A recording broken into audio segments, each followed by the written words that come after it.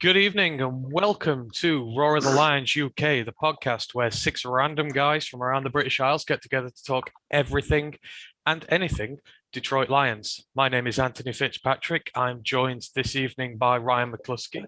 It is a Wednesday, which can only mean one thing. That means we are here for the College Football Podcast. If you're here with us on Twitch and YouTube, thanks ever so much for joining us. Ryan, how are you getting on this week? I know you're a little bit under the weather last time out. Are you feeling better this week? Yep. No, I'm slowly coming back to life now. We've got the old magic addictive decongestant for the nose, but no, I'm fine. Yeah, just in time for the holidays and for all the running with football. It's been mental lately with all the delayed games. Oh, tell me about it. I mean, we had a little, well, I say a little, we had a massive moan about it when some of these games started getting done. The Lions, obviously, when we played Denver, down COVID players, down players with flu, got God knows how many guys on IR, couldn't even field a full squad. And even some of the guys who were in the matchday squad were there literally for emergency only if there was physically no one else to play. And they're just like, nah, Lions can play. Few guys go down elsewhere. It's like, oh no, of course, you have a delay. You have a delay. Get as many players back as you can.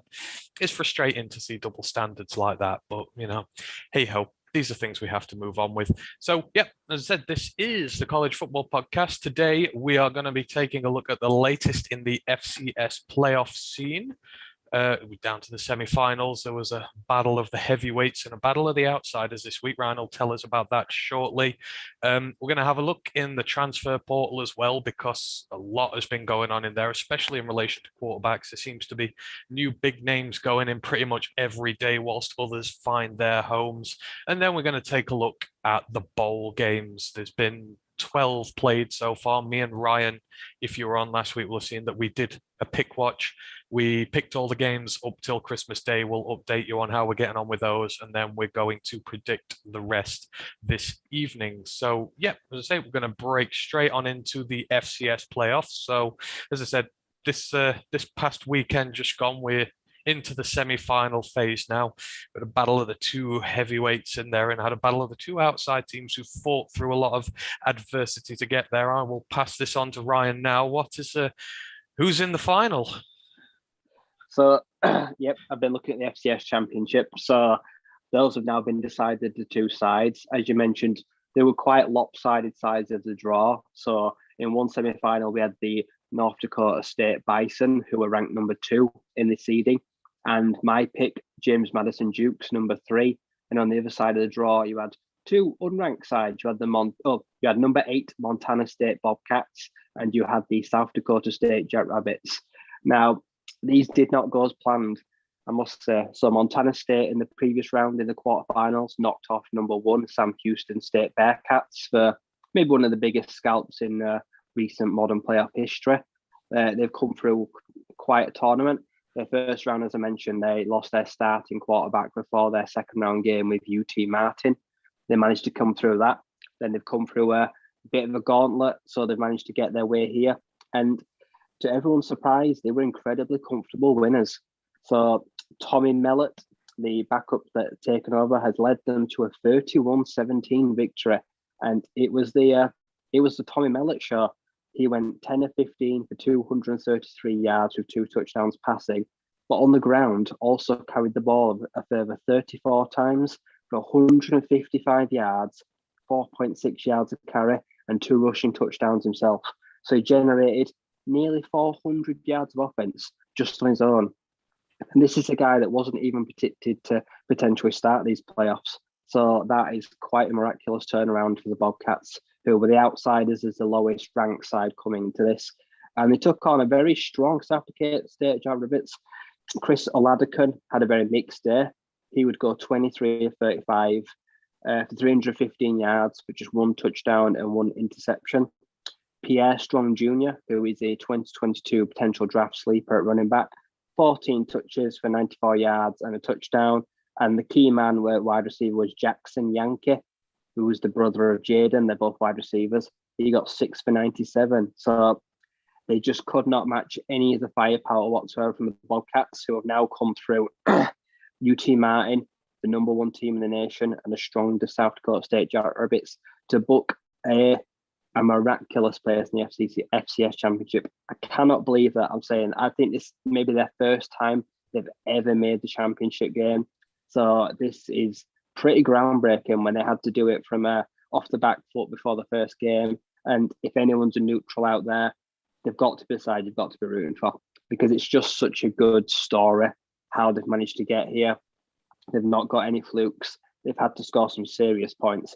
They've scored nearly 80 points in the last 2 rounds alone. So they have generated some serious offense, and they've put up some stingy defense, because South Dakota State are not an easy team to keep out and to limit them. And a good quarterback to just 17 points. Very impressed with them in general across both sides of the ball. So they are on their wildest dreams making the championship next year. On the other side, you say we had the two powerhouses, number 2, NDSU, number 3, James Madison.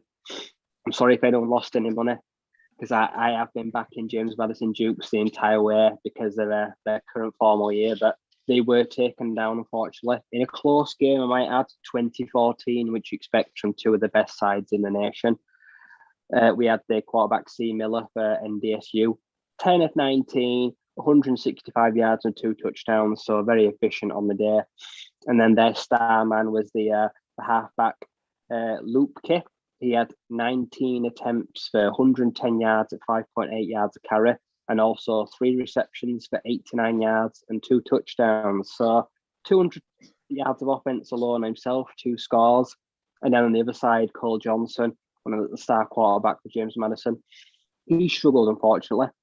He went 25 of 34 for 210, but he threw 2 touchdowns and 2 interceptions. So they didn't protect the ball as well as they could have done. El Palmer, 18 carries for 89 yards, and Espan Horse, 8 receptions for just 57. So they did not have a good, efficient day on offense, James Madison Dukes, and they weren't stingy enough on defense. They weren't able to contain the run. They weren't able to diagnose what was happening in the backfield, because NDSU were using their, I think it's Henry Lupke, as a dynamic weapon outside of the backfield as well as rushing. So they could not set the edge, didn't start the box, weren't able to contain him. And in the end, it's another championship. North Dakota State have made, I think, maybe 3 of the last 5 championships, I believe. But they've been an absolute powerhouse in the FCS now for at least a decade. They've got multiple titles, multiple finals.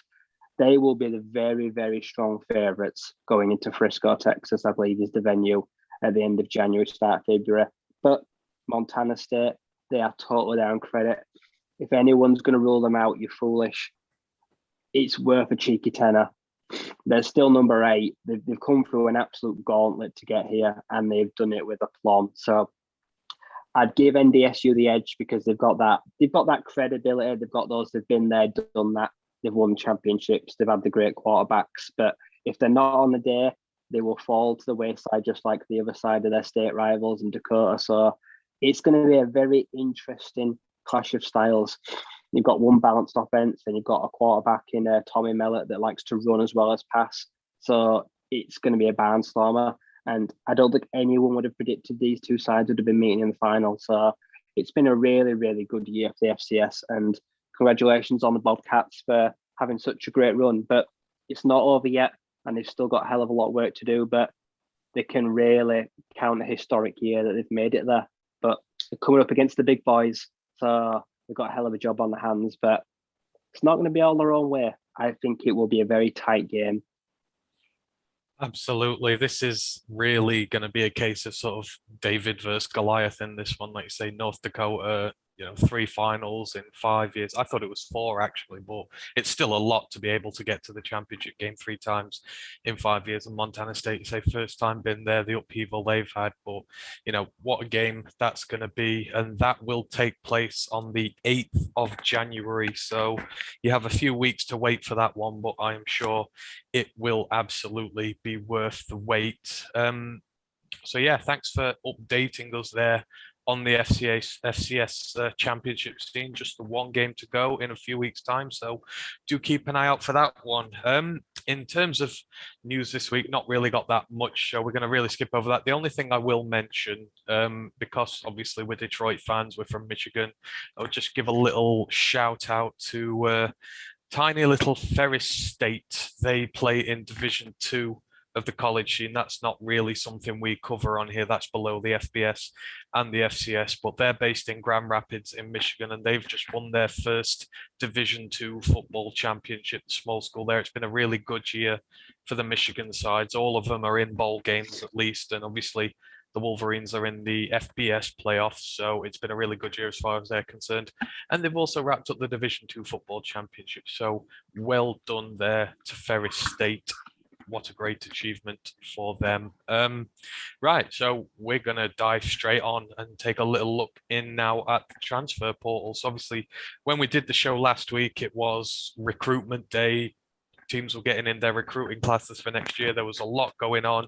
There was a lot of trading in and out of the transfer portal. There's been a lot more since, to be fair, but there's been some pretty big moves in the 7 days since we were last on. So I've put a few down here, and if Ryan has any more, he's free to go through those. But we're going to start off with quarterbacks because there's been a lot of quarterback movement, and a move that we potentially mentioned was on the cards last week, and that is Max Johnson. He was the starting quarterback for LSU this season. He, for some reason, decided to enter the transfer portal this offseason. We told you his brother, the tight end, had gone to Texas A&M, maybe leading them to believe that he'd be following him there, and he has indeed. He has now transferred to Texas A&M in 12 games last year. He went 225 of 373 on his passes, which is a 60.3% completion rating, 2,814 yards, 27 touchdowns, 6 interceptions, and he got a passer rating of 144.4. He also got a rushing touchdown as well. So at Texas, he is going to be battling for the starting berth. He's going to be going up against current incumbent Haynes King, who had a bit of an injury this year. So Zach Calzada got a run out, but A&M have never lost a game when Haynes King's been under center, and he is very much the starting guy there. And they've also got a 5-star freshman incoming. His name is Connor Weissman. They picked him up, I believe, on about the 15th of December. So he's going into a very crowded quarterback room there, and he is not guaranteed a starting gig at all. And then in light of this news, Miles Brennan, who is the LSU quarterback who was in the transfer portal as well at the time, he's now taken his name out and he's going to stay at LSU, perhaps maybe sensing some more possible game time there for him. Ryan, Max Johnson, does this seem like a sensible move to you? Start of this year, but now he's going to go into a room where there is absolutely no certainty he's going to get a starting job this year. He's definitely taken a big gamble. He's obviously decided to follow his brother, the 5-star tight end, which is a big pickup for them themselves. So that must have been a way, in fact, to deciding that he might want to go and try win the starting job and play with his sibling. But for me, it's very, as you mentioned, it's a stacked room. Even though Zach Calzada's left, Haynes King will still get fit again. They've got the potential star freshman. So you're going into camp next year and you're already kind of amidst of a three quarterback tussle. We saw that this year with Texas, where they had like all those guys vying for the starting job. Too many cooks definitely spoil the kitchen. There's only one job there.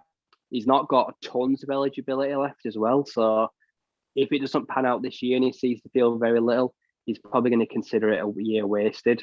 I don't think it's the right destination for him because there's still some big teams out there that are still don't have a starting quarterback for next year, or at least don't have a crowded quarterback room. There's some guys, and we'll talk about later, that have gone to a very empty room. So I'm surprised he was swayed enough to follow family to such a stacked potential roster. There's no guarantee he's going to win that job. And I think he might have 2 years left. So if things don't go that well this year, you can very much expect him to be a grad transfer next year. So I don't expect this to be the last time we see him in the portal. Yeah, it does seem a weird move as far as he goes. But I mean, for A&M, I guess this is good for them. They've now got a 3-way tussle in there. They obviously suffered when Haynes King went down this year and Zach Calzada was getting himself sort of out of the starting blocks. They lost a few games in there, which turned out to be critical for them. So if they've got a deeper room now, may mean more for them. But the individual players themselves may struggle a bit. So we'll see how he gets on there. Oh, one of your favorite quarterback transfers from this week, Bodacious Bo Nix. He is transferring from Auburn into the Pac-12. You're going to be seeing him a lot more regularly. He has wound his way up to the Oregon Ducks, where he's going to fight it out with Anthony Brown as it stands for the starting job there. Long-time listeners of this pod will know just how much we admire slash don't admire Bo Nix. In 10 games last year, he went 197 of 323 passes. That's 61%, 2,294 yards, 11 touchdowns in just 10 games, only 11 touchdowns. He got 3 interceptions and a 130 passer rating. He did also have 4 rushing touchdowns. Spent most of this season slating him a little bit there. You're going to be seeing him a lot more in the Pac-12 now. What do you make of Bo Nix's move to Oregon? Don't rate it. Don't rate him. But it's a huge step back. Why on earth would you join the Pac-12? He literally tweeted last week that he's been tweeting with Lane Kiffin, and there was pretty much an Ole Miss offer on the table, we're led to believe. So he turned down the SEC to come to the Pac-12. I don't know why. Like he genuinely must see it as an easy way out, or a couple of cheap wins. He can rack up a good year, but he ain't going to impress anyone. It certainly ain't going to help your draft stock coming to the Pac-12, because we know what everyone thinks of it. It's cruddy. Like I said, you're leaving like the pinnacle, the cream of the crop, to come down to one of the basement divisions. For me, it says a lot about him. Either he doesn't believe that he can beat the best, or he thinks it's the best route to maybe a cheap run at maybe a championship game, or trying to make the playoffs from an outside of a Pac-12. But I really don't believe it's the best destination on the table. But I also don't think he's good. He beats good teams, beats average teams, but he never beats great teams. So maybe the Pac-12 is going to make him look really good. But Dan Lanning will be really happy, because he's managed to, he'll think, well, he consider it as a big pickup for the Oregon program that's in a transition period. Anthony Brown wasn't great last year. He certainly needs some competition. But they also had like 4 and 5 stars behind him. I know one of them decided to transfer out because they weren't happy that they might not get the job. So it's going to be a competitive one, but I don't think it makes much difference who wins the starting job next year. But I'm pretty sure he'll somehow come out of this smelling of roses. He could probably put really good numbers up in the Pac-12, but they still won't impress me.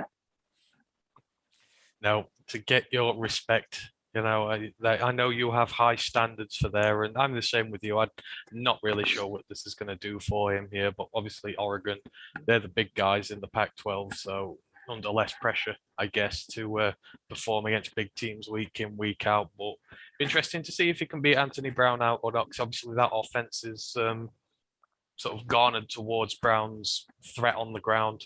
Interesting to see whether they change it or not. I know they've got a new OC there, so we may be looking to try and put it in Nix's style.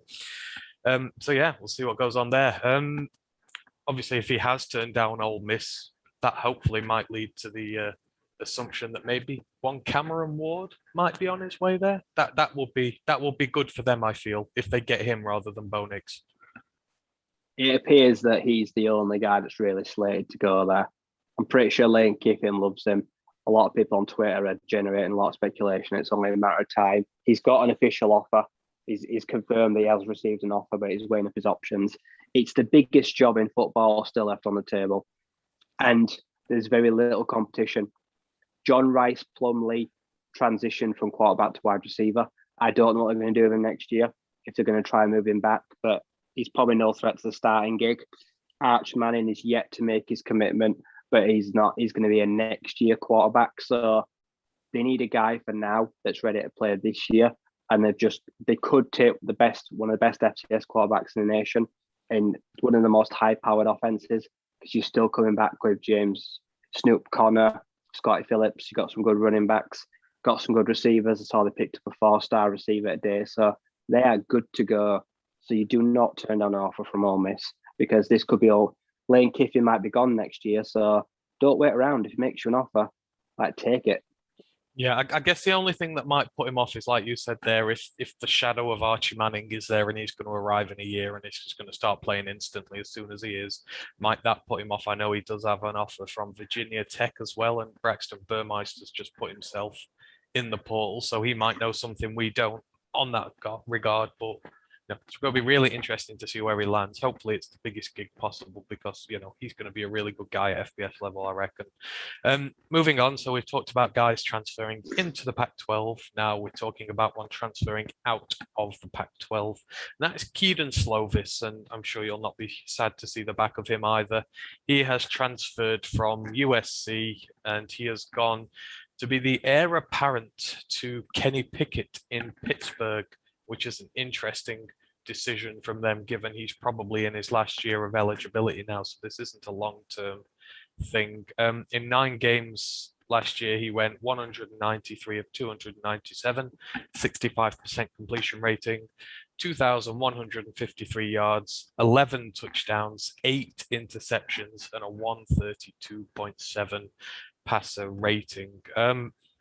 This feels more like a bridge to anything, but I guess if he fits in there and they have the same offense that Kenny Pickett did while he was there, this may work. But I do believe they've just lost their OC, so I'm not sure if this is going to work out for him or not. Pitt are a pass-heavy team. They pretty much always have been. So he's really landed on his feet here, I must say. To get an offer from them has been really good because Keaton Slovis as a freshman was a star, but as a sophomore and a junior, severely underwhelmed. You can blame injuries, obviously, in the junior year, but he's really failed to live up to expectations the last 2 years. So to get a big-time offer from Pitt that have just had a fantastic year, he can really count his lucky stars. This could be the place where he can turn it around. He can have that one big year like Kenny Pickett's just had.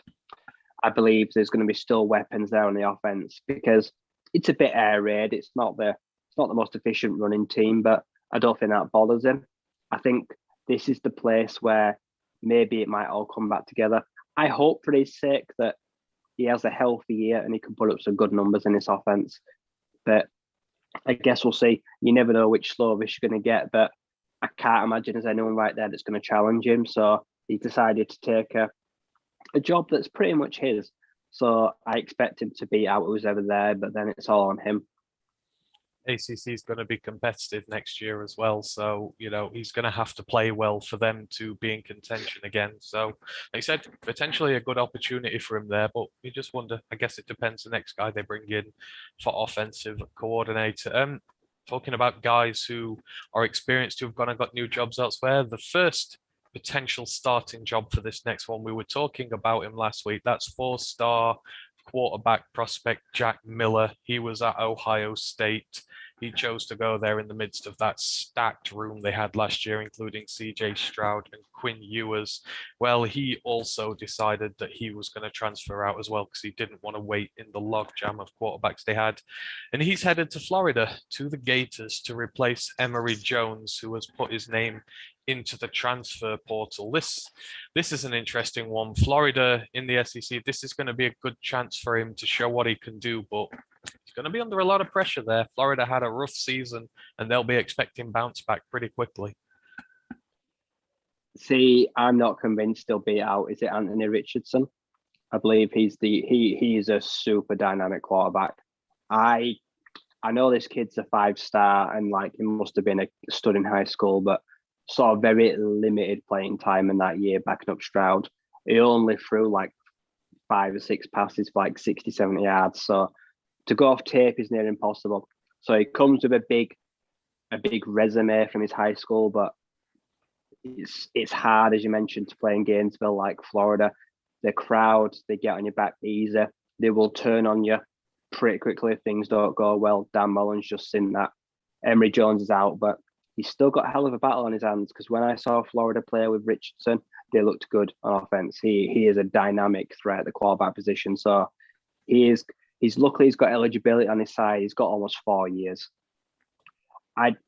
This is a kind of place where if it don't go well this year, he'll just enter his name in the portal again. It could be one of those cases where you bounce around until you find a home, but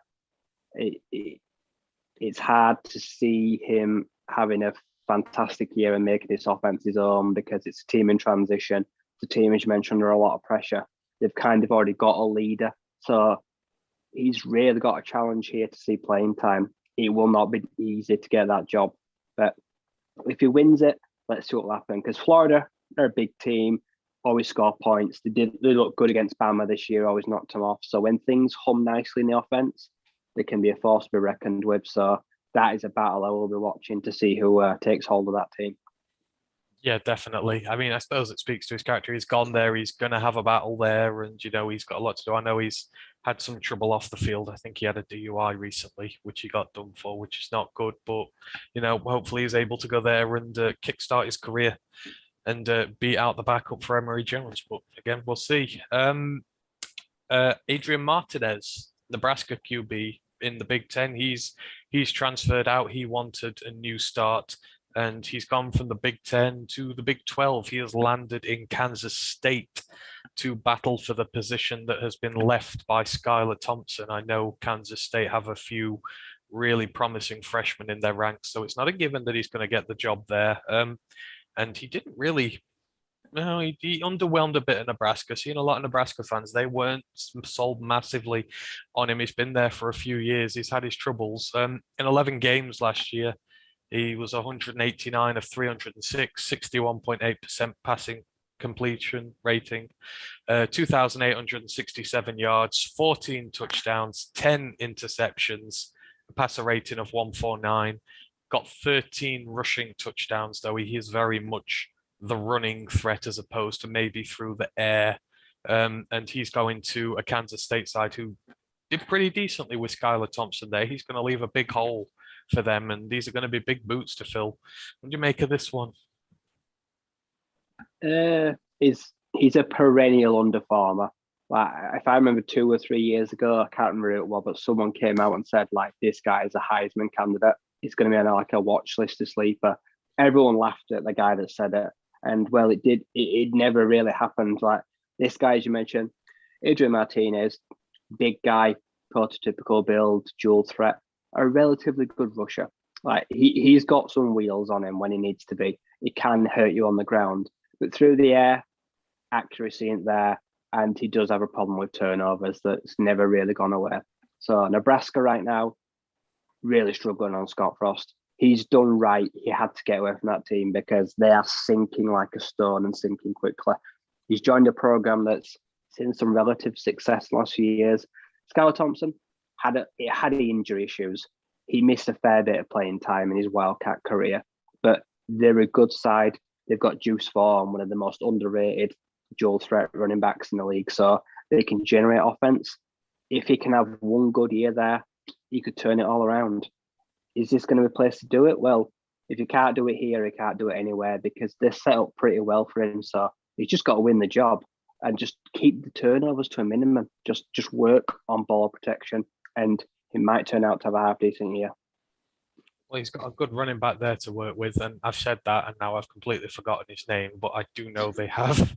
Oh, it's Vaughn, Deuce Vaughn, who's there. He's a really good guy for him in the backfield, so hopefully they can use him and himself in his run threat game and get something going. But the Big 12, we've said it before, it figures to be quite competitive next year. So, he's going to have to settle in really quickly and get some big wins in division to show himself up there. So interesting to see what happens at Kansas State. And the final one, as far as quarterbacks go, Utah quarterback Charlie Brewer. I know you had a laugh at this one. He's transferred to Liberty, and he's going to fight for the job that has been left by the departing Malik Willis, who is off to the NFL draft. The former Baylor quarterback, he's got over 10,000 yards in his college career, but he's not played much these last couple of seasons. Just 3 games last year, and he went 3 for 3 on his touchdown to interception ratio before he got beaten out by Cameron Rising, who took Utah to a Pac-12 championship and looked fairly impressive along the way. I know you had a bit of a laugh about this. What do you make for this one? Charlie Brewer, when he was a Baylor Bear, had a fantastic year. He made them look like a playoff side. Everything just came together in that 1 year, but the last 2.5 years, he's had troubles off the field. his commitment to football has wavered at times. That's no given. Look at last year; he basically bailed on Utah after 4 games. I just woke up one day with a notification: Charlie Brewer's left the program. That's all they said. There was no indication if he was ever going to return or even carry on with college. This feels like they're really grasping at straws. They're trying to find something in him that I just don't think he's there anymore. I don't know if the desire's gone. I don't know if it's mental health, or I know Charlie's he's struggled over the years. The football is not been always his priority. It's good to see him keep going. Maybe he can have a fresh start here, but he's been around the block a few times now. He's been on a few programs. He's coming off a Liberty team that has just struggled. Liberty really, really struggled this year with Malik Willis. They did not look good. They got a ball win, but when it came down to the big sides, they didn't step up. So this is a chance for him to have a redemption year. This is a chance for him to prove all his doubters wrong, that he still has that talent and desire to play at the highest level and deliver them hopefully another bowl season. So this will go one of two ways. He will have a great year, or he won't even make it to midway, and he will just unfortunately fade away into obscurity. Like that's what happens in college sometimes. Guys just drop out of college and you just don't see them again. So I'll be keeping an eye on it, but I hope he's all right. I hope his head's well. Hope he gets in roll quickly, keeps up the grades, and I would love to see him have a full year because I've seen what he can do at Baylor. So, but I don't know. I don't think this is a match made in heaven, unfortunately. No, it does seem a bit of an odd one. Of course, he's got the biggest of boots to fill because Malik Willis is going to go high in the draft.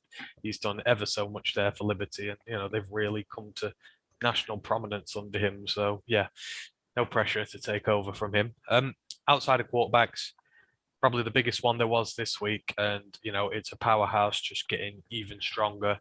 Georgia Tech running back Jemiah Gibbs. He was one of the most sought after names in the transfer portal this year. He's gone to Alabama and Nick Saban, who, like they needed any more help with Brian Robinson Jr.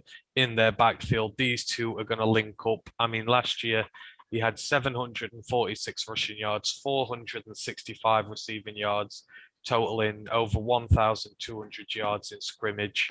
He got 4 rushing touchdowns, 2 receiving touchdowns, and just for good measure, he also got a kick return touchdown as well because he does special teams there. I mean, this is just a case of the stronger getting much stronger. This is a funny one because on paper, he's not an Alabama running back. He's not big. He's not bulky. He's not an every down back. When you think of Alabama over the years, they like their big stocky backs. They like their Derrick Henrys, Brian Johnson. This guy is different. This guy is more elusive. He's a better passer out the backfield, more complimentary. But I think this guy has got the ability behind basically an NFL O line because Alabama have a great O line. Like this guy, you can pretty much put a shoe in for Heisman final next year. I think he could put ridiculous numbers at Alabama. They will find a way to integrate him in that offense. He will take a lots of carries away from the likes of this Brian Robinson. I love this move, but as you mentioned, the rich just get richer, the poorer get poorer. He's the greedy out, they're gobbling them up because they've had a ridiculous just bringing in all these big names. But I'm glad to see him get a big move because he put up really good stuff at a Georgia Tech side that have struggled recently, and he thought like I need to have higher aspirations. Well, you've instantly got to say that they're going to make another playoff run next year, led by a Thunder and Lightning pair. I'd say this kid's the Lightning because he's super quick and super elusive. Yeah, I feel like, I mean, you saw on his stats there, he's not just a running back, he's also a receiving threat as well. And you figure Bama, they're losing Mechie this year. They're losing to the run they've got there. I've Williams. So, maybe they're going to use his receiving strengths as well to go in there. But I mean, yeah, what a class they're having. They got Eli Ricks the other week, the 5-star corner from LSU. Word is they're closing in on Keyshawn Butte, the wide receiver from LSU. It's just that's going to be a crazy offense next year, especially with quarterback being in his second year after winning the Heisman. Bryce Young. The possibilities are limitless when it comes to them. Are there any other moves that you've seen in the portal this year that have, well, this week that have caught your attention or that you really like? Florida State have a new wide receiver, Micah Pittman, who left Oregon last year, who was perennially underused. He had an official visit at Arizona State, but turned them down, decided to go over down to Tallahassee, going to link up with John and Travis. So that gives him a nice target, a nice outlet, which I think is a good move there. There's been other moves, I'm trying to think.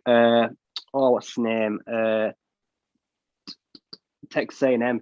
They just picked up, I think, a 4-star cornerback yesterday. Marcus Banks, I think his name is. I think he was originally maybe at Georgia, but he's decided to take that move. I think that's a really big pickup for them on the outside. So I think that's a good move as well there. There's been a lot of sides. I've seen this week a lot of players declaring for the draft, a lot staying. Grayson McCall has decided to return to college, but Isaiah Likely has decided to declare for the draft, his star tight end. So it's been an interesting week. Brees Hall gone to the draft as well. So the portal is slowing down now. I don't know when it closes. I hadn't actually looked when teams can't pick up players anymore, but it's certainly winding down, I think, there. Still a lot of players in there. I mean, even quarterbacks, they say Emory Jones is in there, Braxton Burmeister's now in there, Cameron Ward's still in there. That you can still pick up some good guys at this point in time. But I think I saw something crazy. Like they said, they've had about 900 guys go in the portal this year, and it's just they're crazy numbers, aren't they? Especially some of these top guys. But I think this is probably the last year we're going to see anything on this scale. With I would assume they'll bring new rules in to combat the crazy goings on here. I think once they get COVID under control, they'll change the rules again.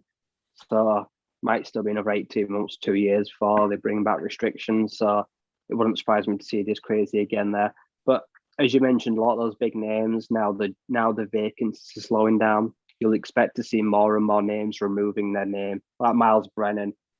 Just stay where put, because some of these players are just getting no interest whatsoever. So they realise, well, I've got a good thing here. Let's not balls it up, take the name out. Like I say, probably going to have a good chance to start again for LSU this year. So why screw that up? So a lot of the people will stay where they are. Baxter Burmeister is basically just a running back that can throw a little bit. He's small, but he's one of the fastest players on the team, good runner, but struggles in the passing game. I don't think he'll pick up too many offers.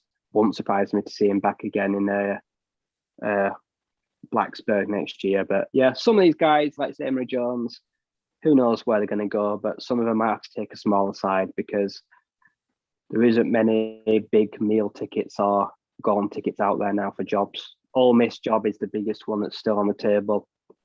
And there's only so many guys there that Lane Kiffin will even consider. So I expect it to be filled pretty quickly. Once their bowl game's done, they'll probably look to get back to business or maybe even before. Yeah, I agree there. I think, like you say, once these big jobs are gone, a lot of players will suddenly be like, yeah, I'm going to stay here. I don't want to risk a downgrade. But that's pretty much everything sort of as far as the portal goes this week. Obviously, we'll keep an eye on it as it goes on, but I don't think it's going to be open a terrible amount longer. But obviously, we'll keep you updated on what happens. So next, we will move on to our bowl game segment. So obviously, last week, me and Ryan decided that we were going to do a pick watch of all the bowl games. There's nearly 40 of them all told. So we thought we'd try and guess, see who could be the best guesser, or at least try and put a little bit of research into doing this. There's been 12 games played so far, so we're just going to have a little recap what's gone on in some of those. There were some cracking games, and there were some really bad ones as well, but hey, that is what bowl season is all about. And then we're going to look through the final 20 or so odd fixtures, and we're going to put in our predictions for those. So last week, the bowl game started on the 17th, and we started off with the Bahamas Bowl.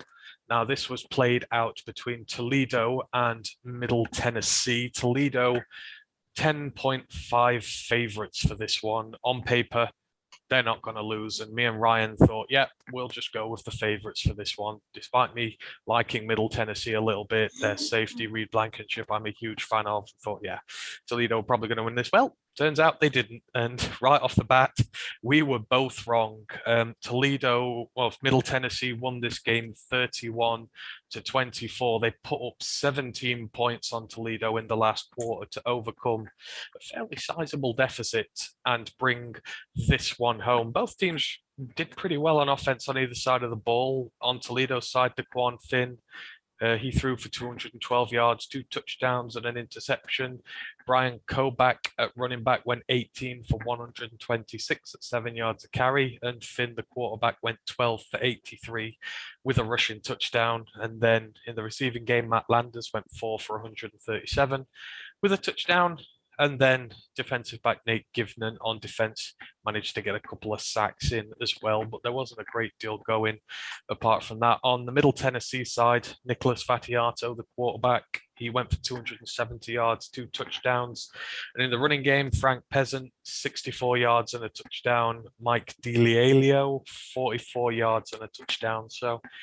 And then in the passing game, Jareen Pierce went 4 for 114 at a measly 29 yards per reception and a touchdown. So good performances either side of the ball there, but the outsider in this one really shone through. Although for 4 quarters, it did look like this one was going to plan.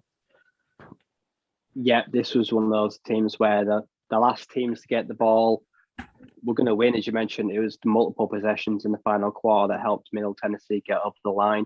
I think they had a really good quarter. I don't know if that Toledo tired a little bit in the end. They just couldn't hang with them when it mattered in the money quarter. And it was a good solid victory for Middle Tennessee. That's a hefty money line, is 10.5 favorite wise, but they were able to overcome that. I think a lot of these prices, well, from a lot of games we saw, a bit made up because a lot of them didn't go the way that they said they would. So they made us look silly following a lot of those. But it was good.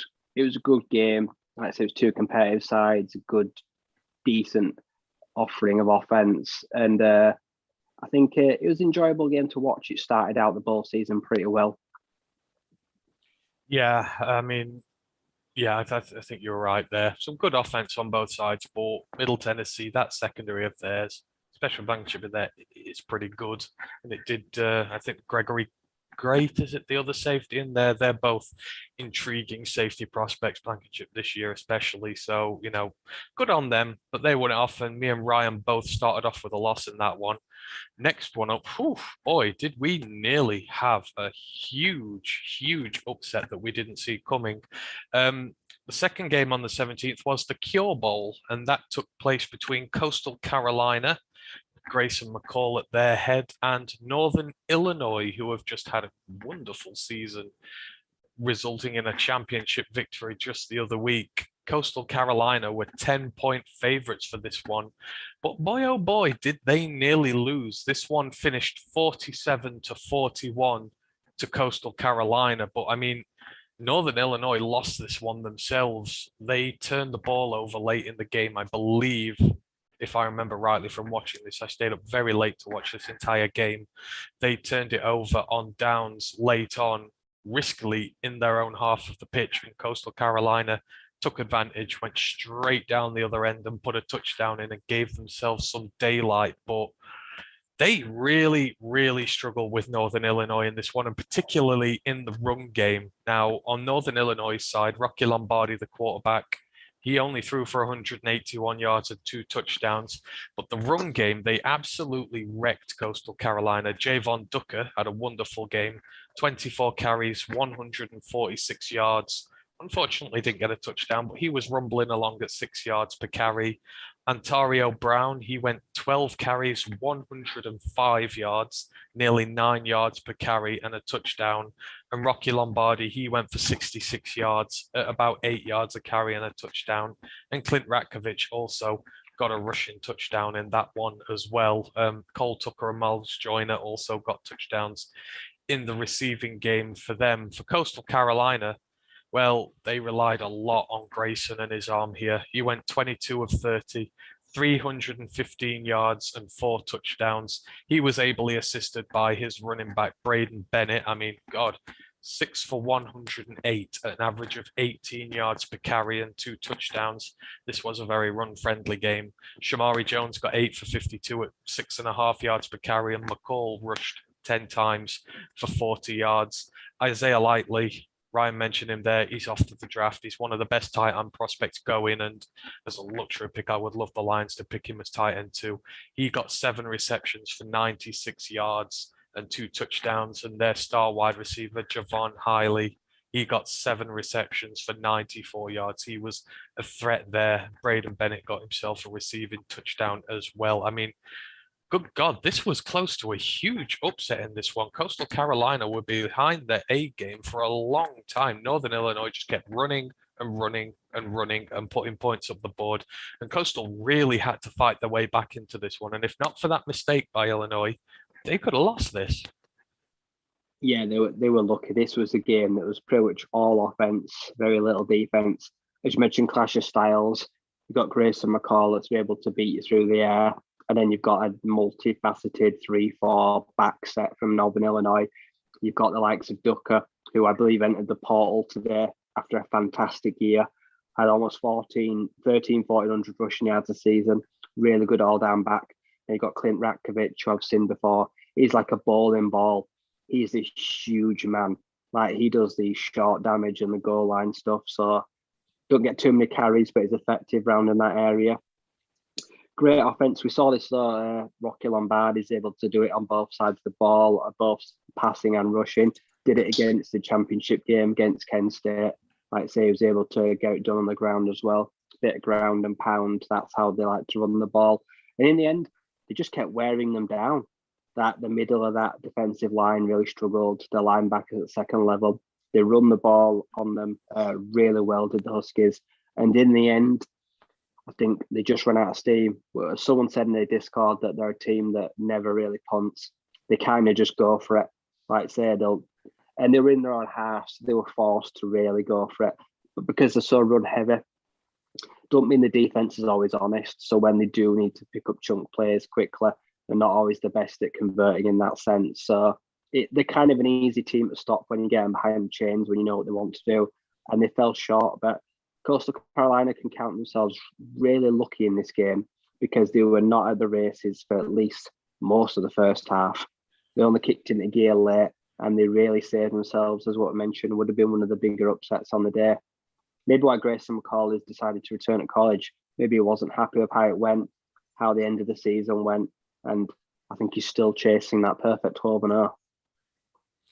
Yeah, exactly. I mean, it was a shock that he declared, but I mean, I guess he's looking at maybe next year's class, not, seeing the same as this year, maybe not so many top guys. And if he can have a third consecutive good year, maybe that'll boost his stock. Remains to be seen. But yeah, he had a really good game in that one. But yeah, we were really close to an upset in there. But thankfully, Coastal Carolina came through.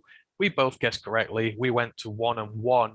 Now, this is where we started to differ because we started having a difference of opinion on this. The 18th saw the Boca Raton Bowl come into town. That was fought between Appalachian State and Bailey Zappa's Western Kentucky. I went with the favorites for this. Appalachian State were favored by 3. However, this was the outsiders, Western Kentucky, and in particular, Bailey Zappa, who's just had one hell of a season. Ryan will tell you about it in a little bit, just some of the records that he has broken.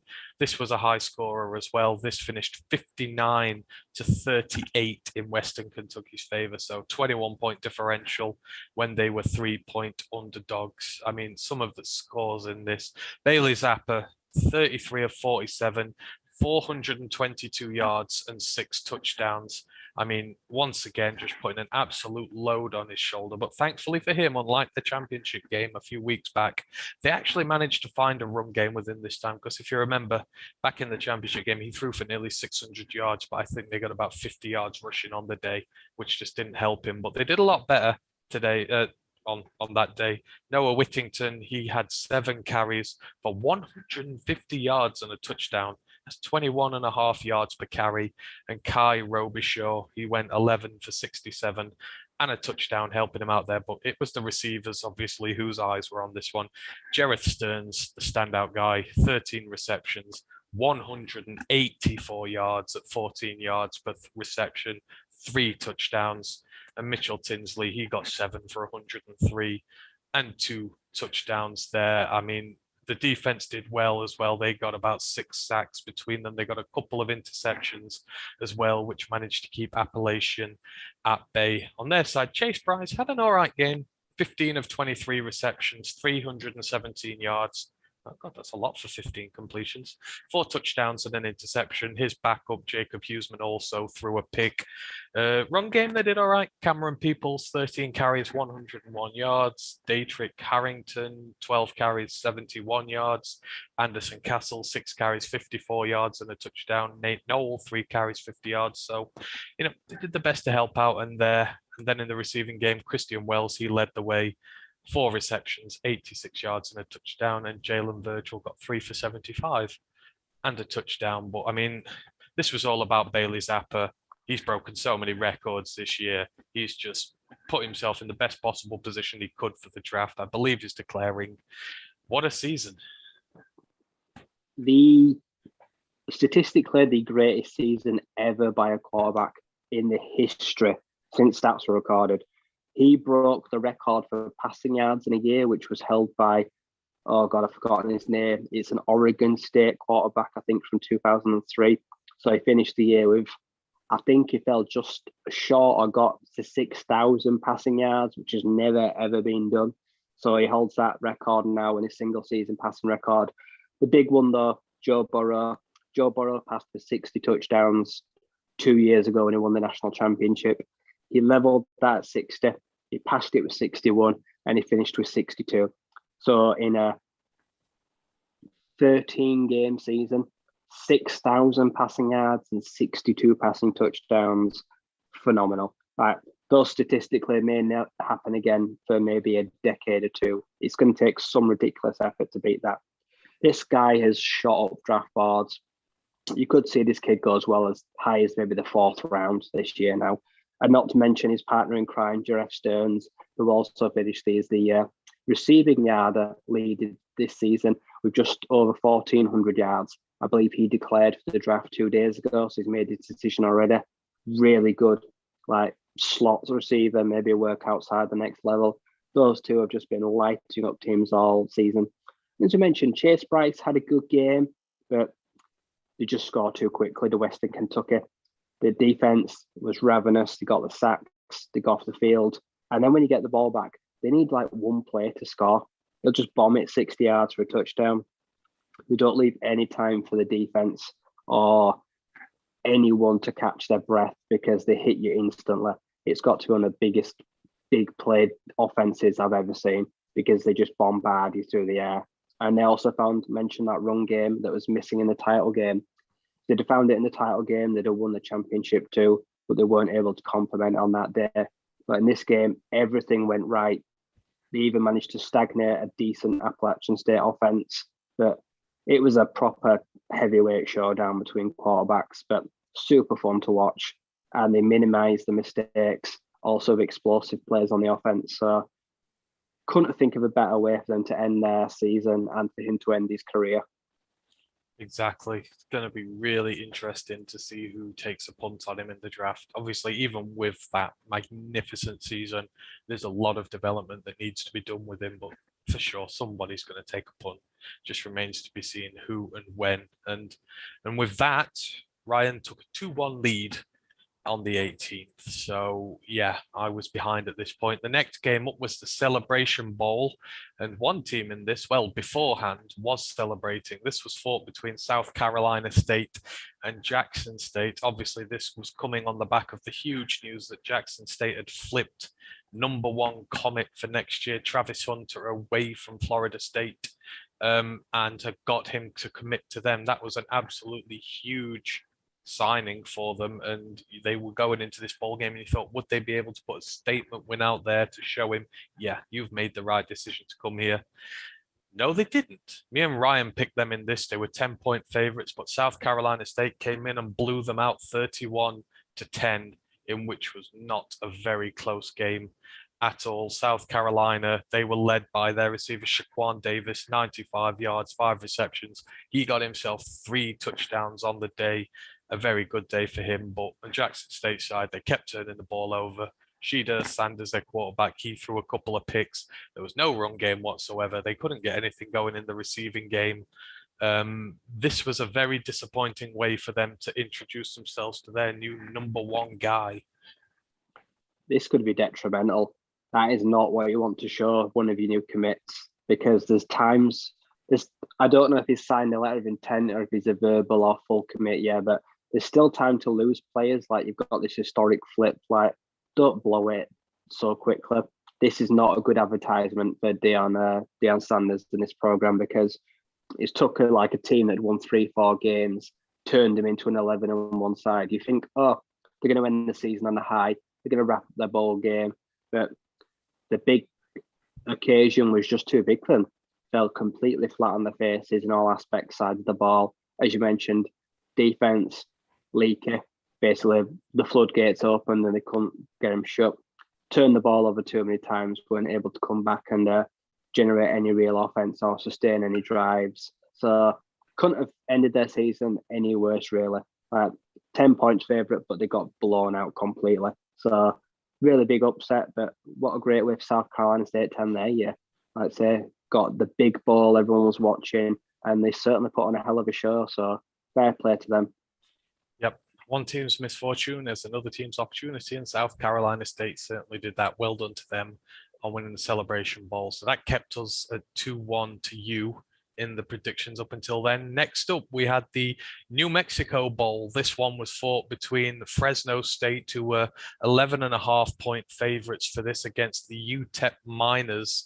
And we had a difference of opinion on this one. You went for the upset with UTEP in this. I went with the favorites in Fresno, and pleased to say that I came through on top, although it did not meet the spread.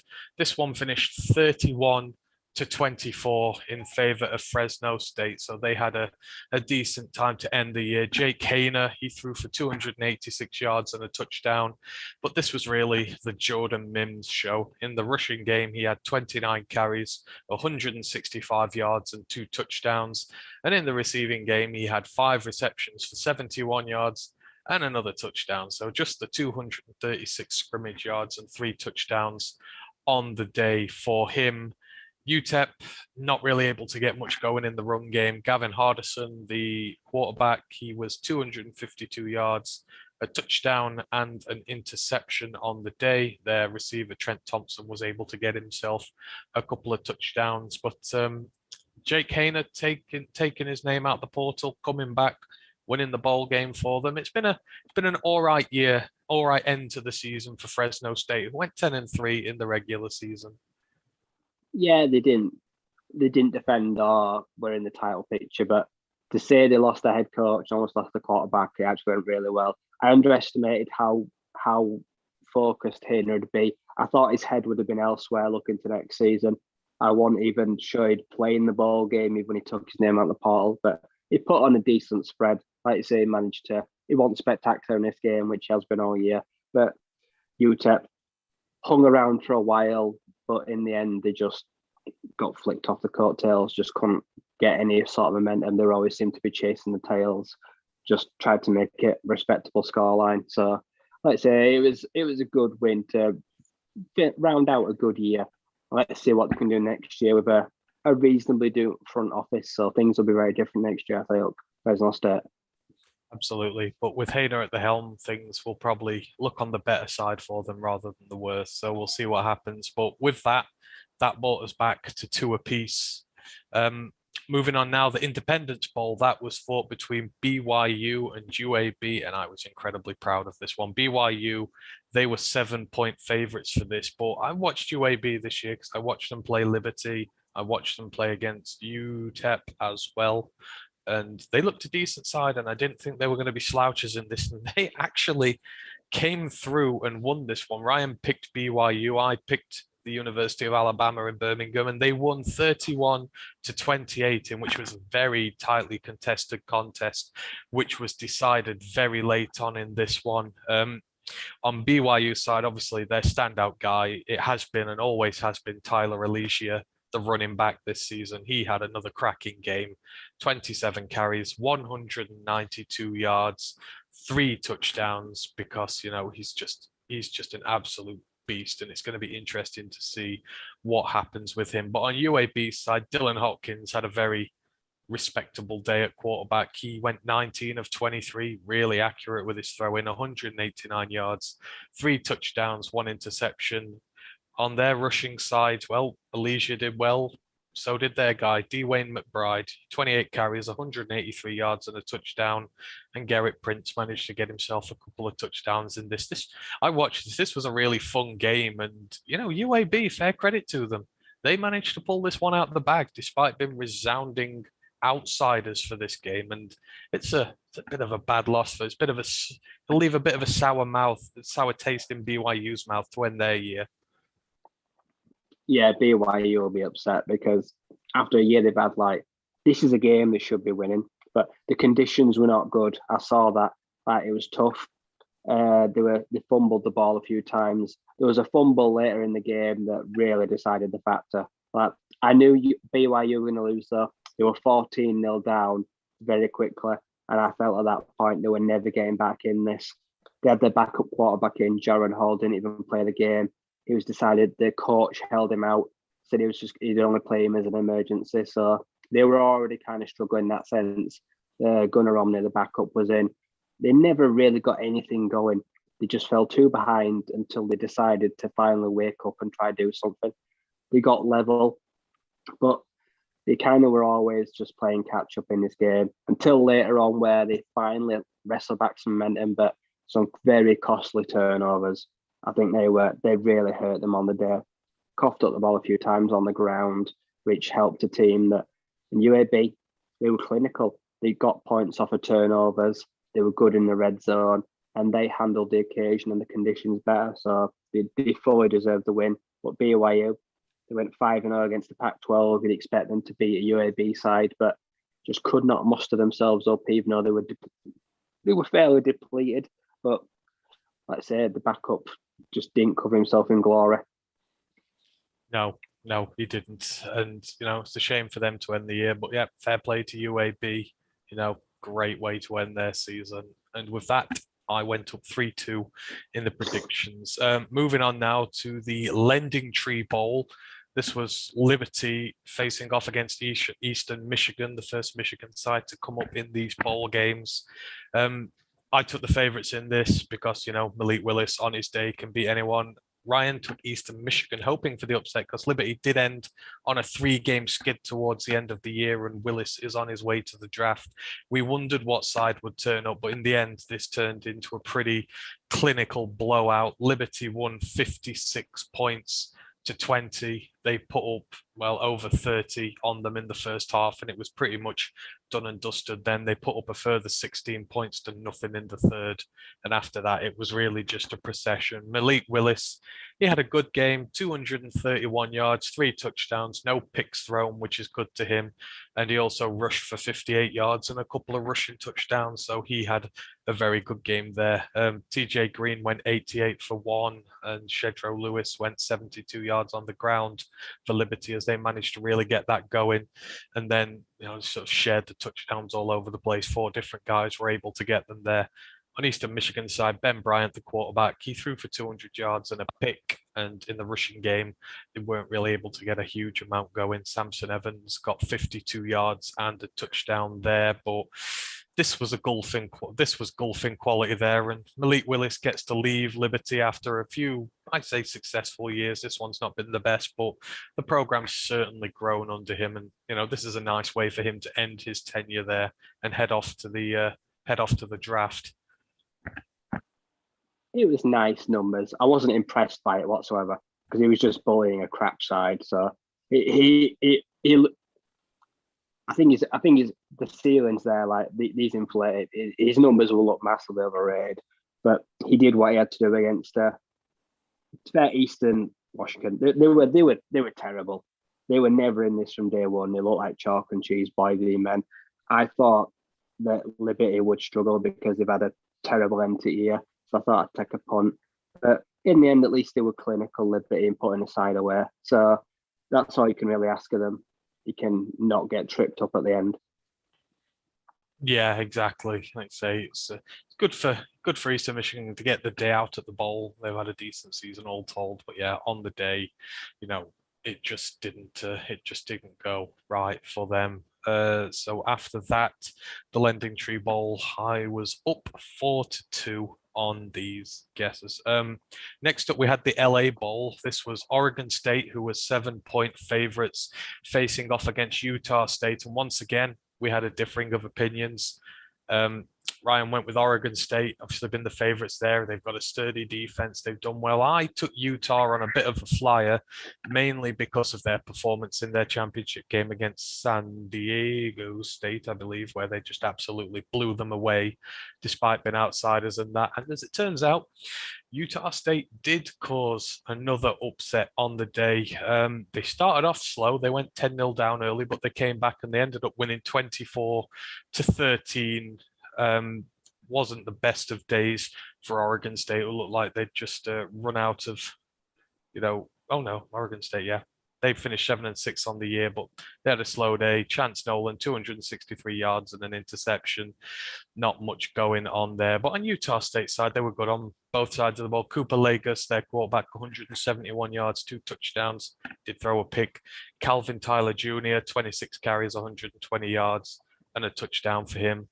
And Devin Tompkins, the Utah State standout wide receiver, he had a great day. 6 receptions, 115 yards, and a touchdown.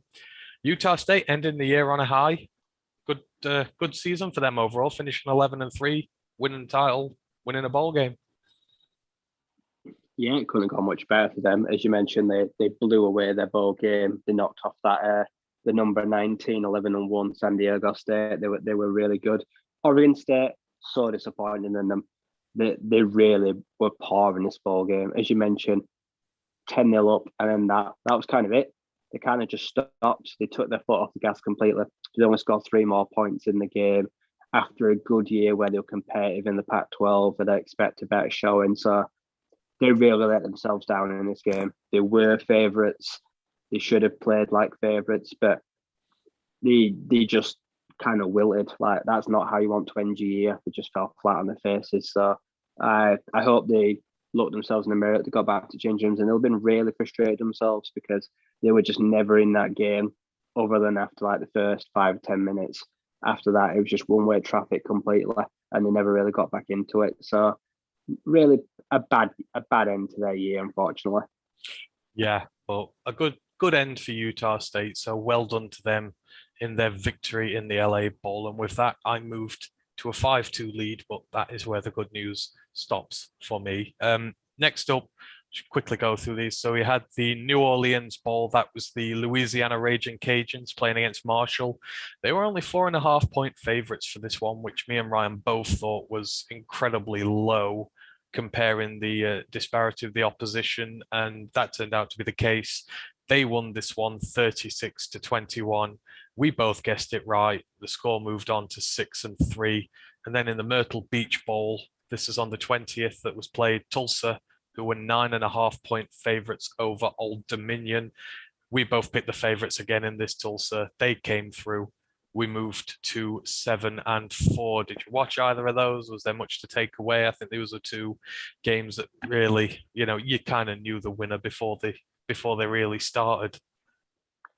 Yeah, I watched some Louisiana game, and even though Billy Napier left for the Florida job, like, they didn't miss a beat. Last 2 years, Louisiana Raging Cajuns have been one of the best sides, one of the best small sides in the FBS. They've been great. And Levi Lewis, I really like their quarterback.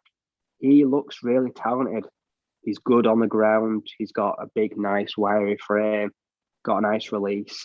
He's put up some really good numbers in that Raging Cajun offense. And they've been ranked now, season ending, season beginning for the last few years. They're really starting to find their feet and be one of those standout sides, I believe, in the Sun Belt. So they're doing really well. And maybe they're going to outgrow the Sun Belt quicker than some people think, because Billy put in good work there now, and I expect it to be carried on under this new front management. So they'll probably be another good 9-10 win team next year as well. good year to end the year. And Old Dominion, like everyone knows, last few years they've been probably one of their worst sides in the FBS, but they got to a bowl eligibility this year, so they deserve so much credit for that. Came up against the Tulsa side that stingy defense, okay on offense, but no, they couldn't unfortunately see out their great season. But full credit to them. There's no shame in losing at Tulsa. No, not at all. This moved us on to the 21st, which was yesterday. We started off with the famous Idaho Potato Bowl. Great name for it. That was fought between Wyoming, who were 3-point favorites, and Kent State. Ryan went with the favorites for this Wyoming. I went with Kent State for some reason. I don't know why. I can't remember my justification for it. And Wyoming did come through. They won 52 points to 38. Was a fairly steady one for a little while, but in the third quarter, Wyoming just sort of started pulling away and scoring really heavily in the second half, not allowing Kent State to get back into it. For Wyoming, well, it was all about their quarterback, Levi Williams, in the passing game. He only threw 9 of 11 for 127 yards and a touchdown. Rushing, he led that 16 carries, 200 yards, and 4 touchdowns. Just like nearly double the amount of rushing yards as he threw. What a day for him. Xavier Valade, he got 19 carries for 79 yards and a touchdown. And Trey Smith, 5 carries, 78 yards and a touchdown, as the run game really just tore Kent State to shreds. Isaiah Neyer got their receiving touchdown, but there wasn't really much on offer for the receivers that day. On Kent State side, Dustin Crum, not much he could do about this. 16 of 26, 265 yards and 4 touchdowns. The rushing game was pretty good as well, in fairness. Marquez Cooper went 24 times for 125 yards, 5 yards carry. Brian Bradford went 8 of 109. That was at 13.6 yards per carry. And Dustin Crum, the quarterback, he had 14 carries for 70 yards and a touchdown. So we had involvement in 5 touchdowns on the day. Dante Cephas, the receiver, nothing to do with our own Quintez. He got 4 receptions for 116 yards, a touchdown. Nykeem Johnson, 7 receptions, 101 yards. And Devontae Walker got 1 reception for 73 yards and a touchdown. But this was very much a case of, well, death by run on both sides, but Wyoming's was better. Yeah, Kent State. It's funny because they just got gashed by NIU in the title game by the run, because NIU used 3 or 4 backs and they killed them on the ground that day as well. So unfortunately didn't learn a lesson. That third and fourth quarter, they just got destroyed. The defense was just knackered. They just got gashed, didn't they, on the ground game. And in the end, their offense, Kent State, was really effective. They had a really good day. Dustin Crum had a nice day himself, but just way too big a deficit. There was never enough time or players to come from such a big deficit down. Did their best, but the defense were just on the field too quickly. Offense never got a break. So it was just one of those days where it just ground to a halt and they dug themselves too big a hole that not even Crum could get them out of. Yeah, I think that pretty much sums it up well. Just the defense has just not been there for them in the last 2 games, which has been a shame really for them. But yeah, it is what it is. So that brought it back to 7-5 to me. Ryan closed the gap to 2. And then the final game we had that's been played was the Frisco Bowl. That took place between the University of Texas and San Antonio. They were 2.5-point favorites against San Diego State.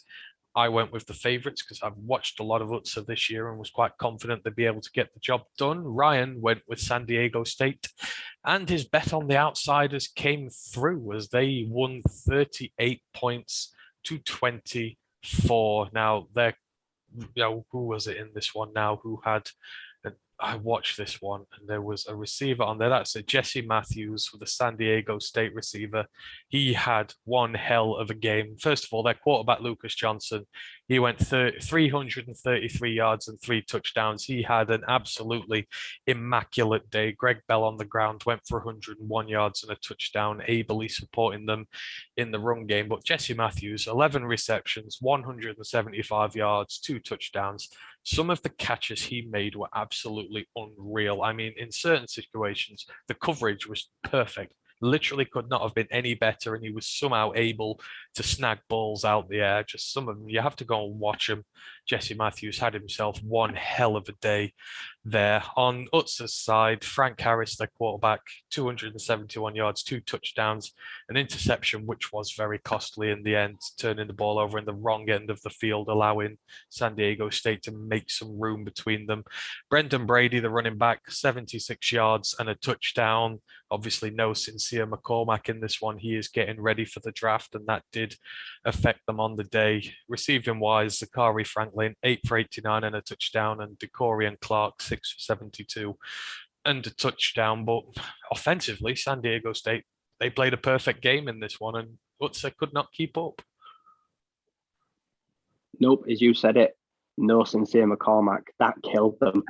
He has been their go-to guy all year. Every single game this year, he has made plays. He's chewed up clock.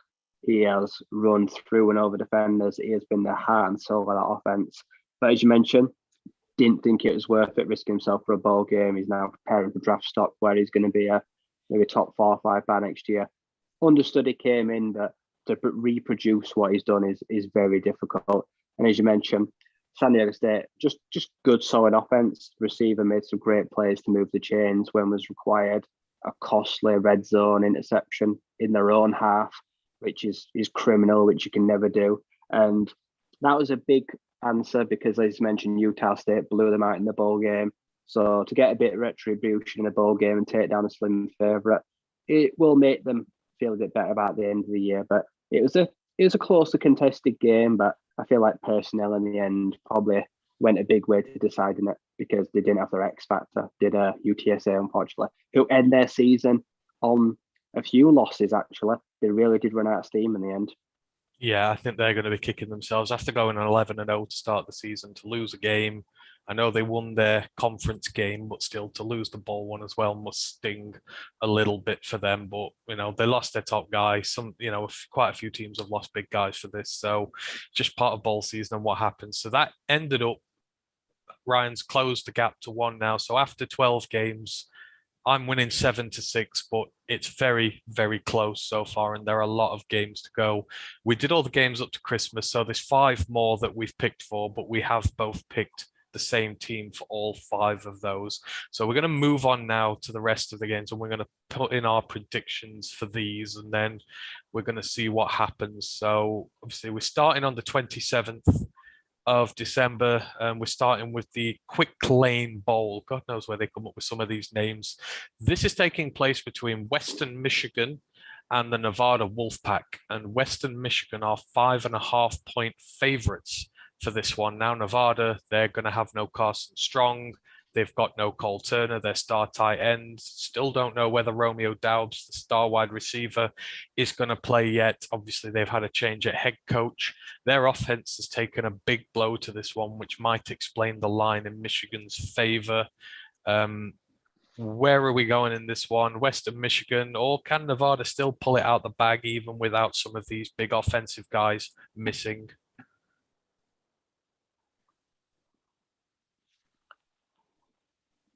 Which way you going, Ryan?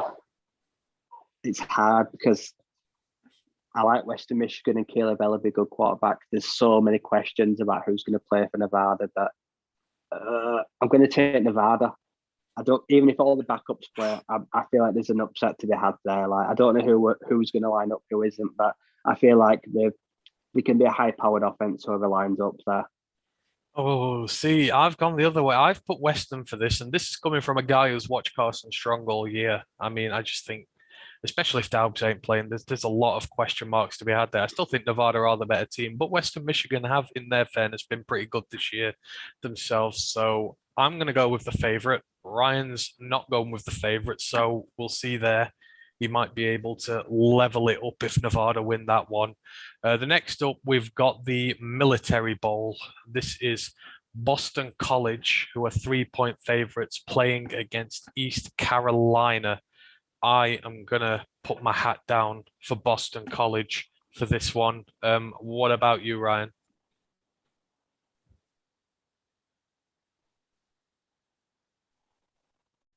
I'll take Boston College. Like I say, I'm pretty sure they got Blowers, got Jerkovic. I don't know who's going to play, but they're back to health. But yeah, they've got the strong offensive line. And I know for a fact East Carolina, they turn the ball way too many times over. Yeah, I feel like this money line's a little shy for this one. I do feel like Boston could be a bit more. And like say, Jurkovic, he is playing. So, I do feel like that's going to be a bit of a game changer for them. So we move on to the 28th now, and we're looking at the Birmingham Bowl now. This one is interesting. This is Houston versus Auburn, and Auburn have opened this one as 3-point favorites. Now, obviously, there's going to be no Bo Nix because he is in the transfer portal, and Houston, they're under TJ Finley at the moment. He's not done well. Oh, no, sorry. Auburn, TJ Finley is now their quarterback there.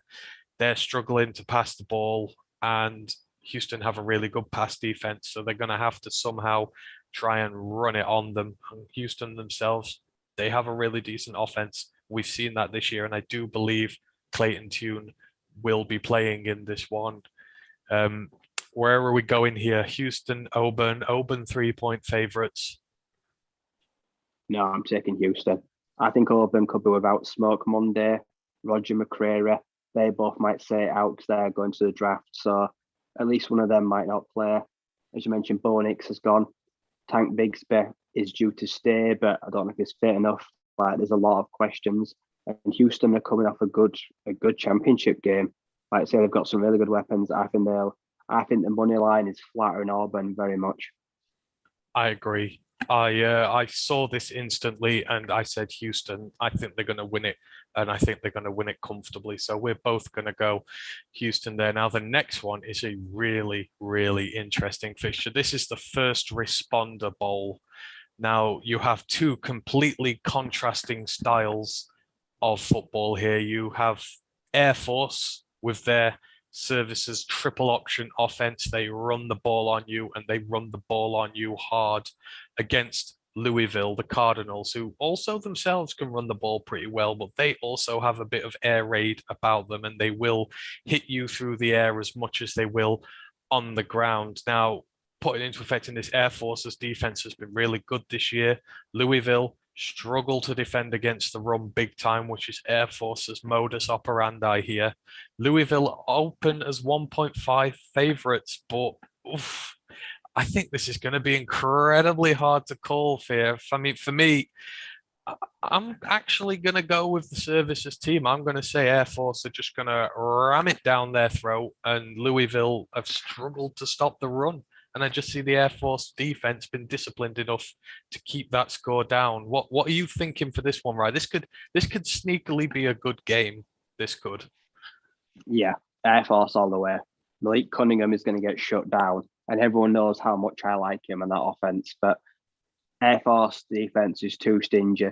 They won't give up the big splash players, and they hit hard as well. Like I say, Malik Cunningham is going to meet a brick wall. I think they could get clamped down to very little offense altogether. I think Air Force could win that comfortably. They've had a great year. We are both in agreement. We are both going with the services team on this. So come on, Air Force. Do not let us down. Next on the 28th, the Liberty Bowl.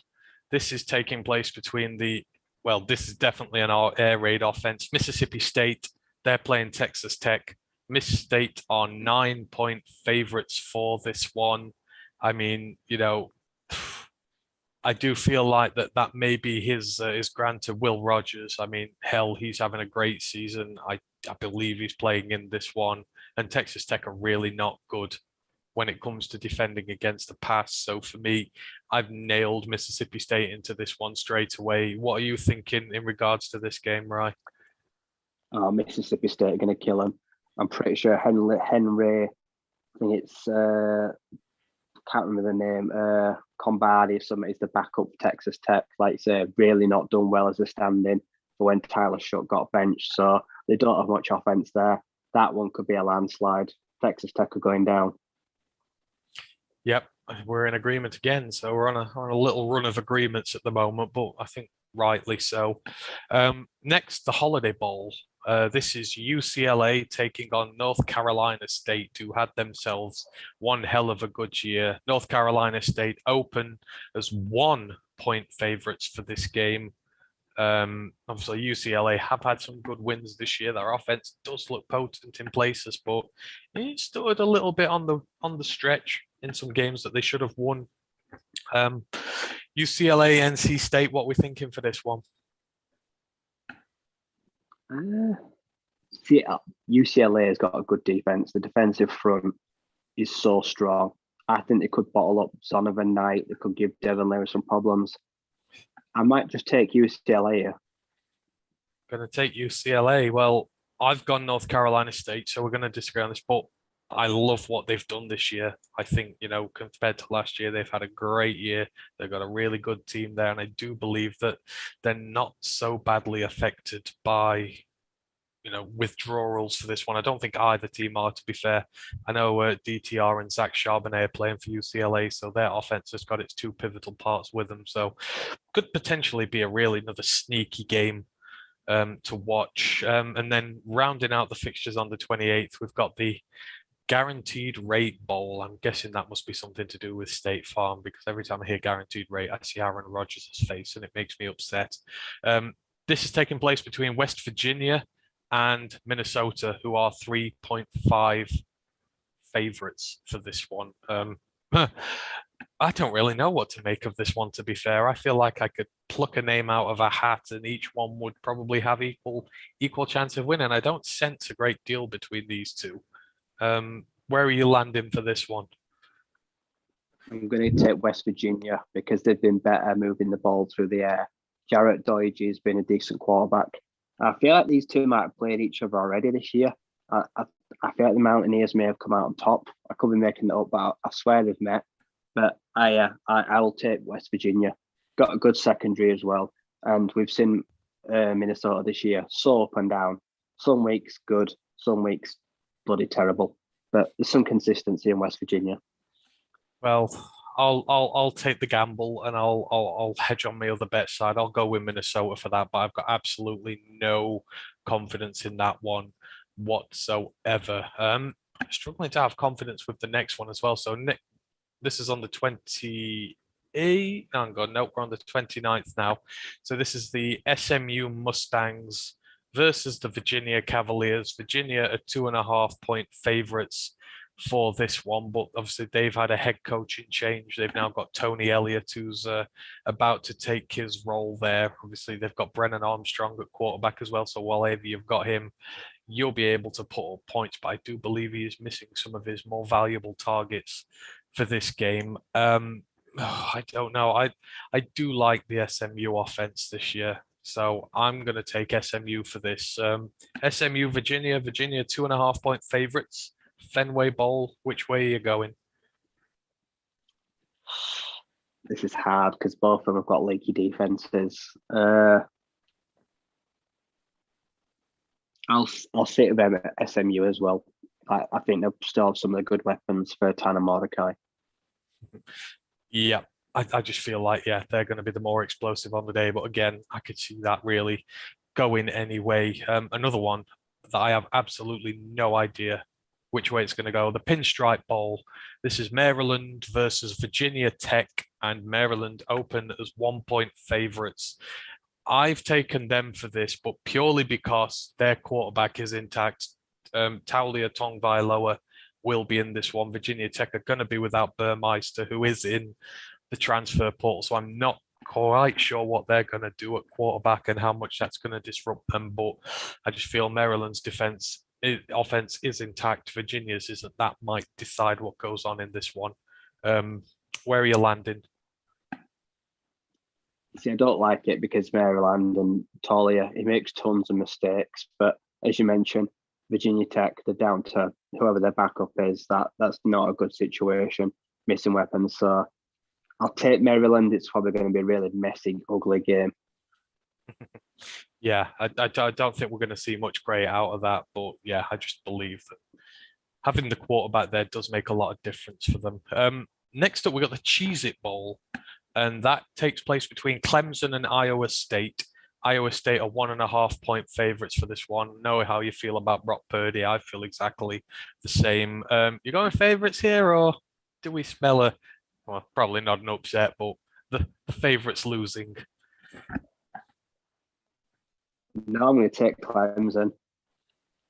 Like, let's be honest, Iowa State have lost the entire heart of their offense. I'm pretty sure Brees Hall will not be playing in that game. Brock Purdy shows how can't win against that defense on his own because the Clemson defense is super stingy. This could be a low scorer, but I think Clemson will nick this one. They ended the season strongly. Oh, yeah. I mean, I was thinking along the same lines. I think Clemson are going to win this one as well. I'm not sure why Iowa State are favorites for it.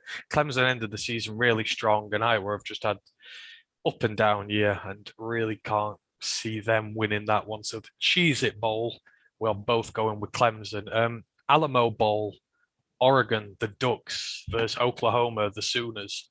Sooners 4.5 point favorites, but I mean, both are going to be affected by. I mean, obviously, Oklahoma, Caleb Williams, he's going to be there. He's going to be playing. Oregon, Anthony Brown's probably going to be playing for his future, so he might have a lot to prove in this one. I think this is a bit closer than the 4.5 points. Personally, I'm not sure, but who are you picking for this one? I'm taking Oklahoma comfortably. I think Caleb Williams will be able to dual threat his way through them. And I've got a feeling that Oregon are going to be missing some fairly key pieces. I feel like there's potential to be some big holes on that defense. Well, a part of me is wanting to go with the Oregon for this one, but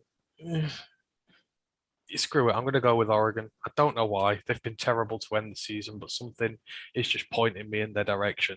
I feel like they've got a point to prove. I feel like Anthony Brown has a point to prove, and that Oklahoma defense has been vulnerable this year. So, we will see with that one.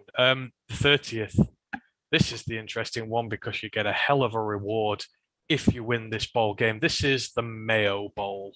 This is taking place on the 30th. And if you win, instead of getting a big tub of Gatorade poured over you at the end, you get covered in mayo. So, interesting prize for the winning coach. Now, this is taking place between, well, Carolina rivalry, I kind of guess. You've got UNC, the University of North Carolina, Sam Howell playing his farewell game for the Tar Heels. Hopefully, future Detroit Lions quarterback Sam Howell playing his final game for the Tar Heels. They're playing against Zeb Noland, who's playing for the South Carolina Gamecocks, in which is definitely going to be his last start for them because obviously Spencer Rattler is going over there next year. UNC are 9 point favorites, and I see nothing more than a blowout win for them in this one. Ryan, do you agree? Yep, they're going to light up South Carolina. Ty Chandler's going to go wild. Josh Downs is going to probably torch him. And I expect Sam Howell is going to go out on a massive high. Yep, I agree. I think if he has a really good game in this one, in his bowl game, he's just going to be able to light it up and really show that he's worth picking at the top of the draft. And like I say, really, really, really hope it's the Lions that do it. Moving on, we've got the Music City Bowl, and this takes place between the Tennessee Volunteers and the George Karlaftis-Lewis Purdue Boilermakers. They're not going to have their star edge rusher on. He's getting ready for the draft to go potentially really high in the top 10. Again, hopefully to Detroit. Tennessee are 4.5 point favorites for this one. Tennessee, Purdue, what do you see happening here? This is a hard one because you don't know which Purdue side are going to show up. I don't know who's going to play. Like, they've got some key guys that might be out. But Tennessee have been really disappointing like all year. Like, I'm almost tempted to go for Purdue to pull off an upset because when they've been counted out this year, they've somehow stepped up. So let's just go for the Boilermakers. Who knows? Yeah, weirdly enough, I would probably go for Purdue as well, simply because Aiden O'Connell has had himself a hell of a breakout year. And I know there's no David Bell there for him, but I feel more confident in him than I do in Hendon Hooker on the Tennessee side to get the job done. So hopefully Purdue come through in that one. Now, big one for Michigan fans, the Peach Bowl. Michigan State minus Kenneth Walker playing Pittsburgh minus Kenny Pickett. Michigan State 1.5 point favorites for this one. I'm taking the Spartans for this. I just think, Pickett is just such a huge player for Pittsburgh. He has been for years, and that offense has ran through him for such a long time that I just think it's going to really affect them. And I don't think they're going to come with their A game. And Michigan, despite the disappointing end to the year, have still had a really good year. Even without their running back, I think that, they can do a decent enough job. They're good at wide receiver. So I fancy them to win this one. Peach Bowl, Ryan, you going for the home team, or is it Pittsburgh still to win? I'm going to take Pitt because their defense on its day can be really, really stingy. Like, they've got a good, strong defensive front. I expect them to give a lot of trouble to Thorne. So I don't know how well a Murray will move the offense without them, even though they've got good receivers, but there's some good defensive backs on that Pitt side, and they've got some good pass rush as well. I think they can stifle them, and I think it could be a low scorer. So I'll take the Panthers. Okay, fair enough. Okay, now the Las Vegas Bowl, and you'll know who's playing in this because your team are playing in this one. That's obviously the Arizona State Sun Devils, and they are facing the Wisconsin Badgers, and Wisconsin are 7 point favorites for this one. That is probably due in part to their fearsome run defense, which allows only 3 yards per game. And yes, Arizona State run the ball very well, but Rashad White, he is prepping for the NFL draft. And I believe, is it DeMonte Trianum? He's in the transfer portal now, so he won't be playing. So it's all going to be on Jaden Daniels. And I'm not sure that he's going to be able to win it himself against this Wisconsin D, which really stepped up in the second half of the year. I'm going favorites for this, but do you see Arizona State pulling off a result for this one? Are we going to go with the partisan vote? No, we're going to get destroyed. Wisconsin are going to absolutely bulldoze us. Braylon Allen's going to have a huge game, and we're not going to run the ball because we don't like one running back as a freshman. We're going to get blown out. Okay, there you have it from an Arizona State fan itself. Wisconsin are going to win, and they're going to win comfortably. So we're in agreement there. Next game was meant to be the Gator Bowl, which was taking place between Wake Forest and Texas A&M, which I was really looking forward to. But that has been cancelled very recently because of COVID outbreak in the Texas side. The fixture hasn't been rearranged. I know they're trying to look for another team, but we can't bet on a game which hasn't even happened yet. So we're going to have to avoid that one, and we'll move straight on to the Sun Bowl. Washington State, Miami, Florida. Miami, Florida, 2.5 point favorites. Both had rotten years. Who's going to be the best of the worst in this one? See, Washington State have caused a few upsets this year. They've been really difficult to play against, and they've found some consistency in that side. So I think they could cause an upset because Miami have been all over the place all year. So I'm going to take Washington State in this. Okay, Ryan going for the Pac-12 representative. I'm going to go with Miami purely because their new quarterback really seems to have settled in now and is really slinging the ball with some gusto. So I fancy him to go to town on that Washington State defense. Right, we'll get through the last of these because we've got to wrap things up soon. The Arizona Bowl, Central Michigan, Boise State. Boise State, I've put 5 point favorites here, but I think they're 8 point favorites. Can Central Mich pull off an upset to the delight of some of our Discord fans who we found out were Central Mich fans recently, or is this Boise State's to lose? Boise State will make real hard work of this because Hank Bachmeier has made lots of errors all year, but I think they'll just get over the line, but they won't make it look good. So you're going to go with Boise. I am going to take Central Michigan. I just think they maybe have something about them here which is going to keep them in this. I believe their offenses are not that dissimilar. I think Boise State's 35th, Central Michigan's is 40th. So there's not too much for them offensively. It just depends on which defense can turn up. But I do like the look of Central Michigan. So I'm going to go with the partisan one here. And then final day, second to last, the 1st of January 2022. You got the Outback Bowl, which is Penn State versus Arkansas. Penn State 2.5 point favorites. I like Arkansas. I know they're going to be without Traylon Burks, but I really like KJ Jefferson, and I fancy him to do the job against this Penn State D. Ryan, where are we going? I'm going to take Penn State because I just don't see the weapons there for Arkansas. Like I don't know who's going to step up for KJ Jefferson on the day. I think he's going to have a lack of outlets, and Penn State very stingy when they want to be, even if they don't move the ball all that well. So I'll just take Penn State. Okay, you've gone Penn State then. We've got the Citrus Bowl, Iowa versus Kentucky. Kentucky 3-point favorites. I've just penciled Kentucky in here because Iowa are trash. The quarterback Will Levis is very inconsistent. Kentucky can either be great, but Iowa offense we've seen is trash. So yeah, Kentucky. He's going Kentucky, radio. Then you've got the Fiesta Bowl and your favorite team this year, Notre Dame. They're playing against Big 12 winners, Oklahoma State. They are 2-point favorites for this one. Gonna go with your favorite side or Oklahoma State and that defense gonna cause an upset? Oh, this is so hard because Spencer Sanders is really let himself down. Obviously, I don't. No Kyle Hamilton for Notre Dame though.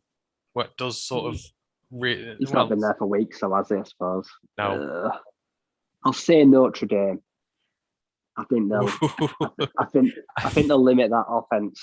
I felt the pain of you saying that one. I don't know. I've bet against Oklahoma State so much this year, and they keep upsetting me. So hopefully they're going to come through for me. I'm going to take Oklahoma State with this one. And then we got the Rose Bowl, Ohio State 6.5-point favorites against the Utah Utes. Utah have been very good. They've destroyed Oregon twice. They look good, but can they beat this Ohio State side who just seem to score points on everyone at will? Is there an upset here? No, because Utah can't score enough points. I think they will be good on defense, but on offense, I don't think they'll be able to keep pace.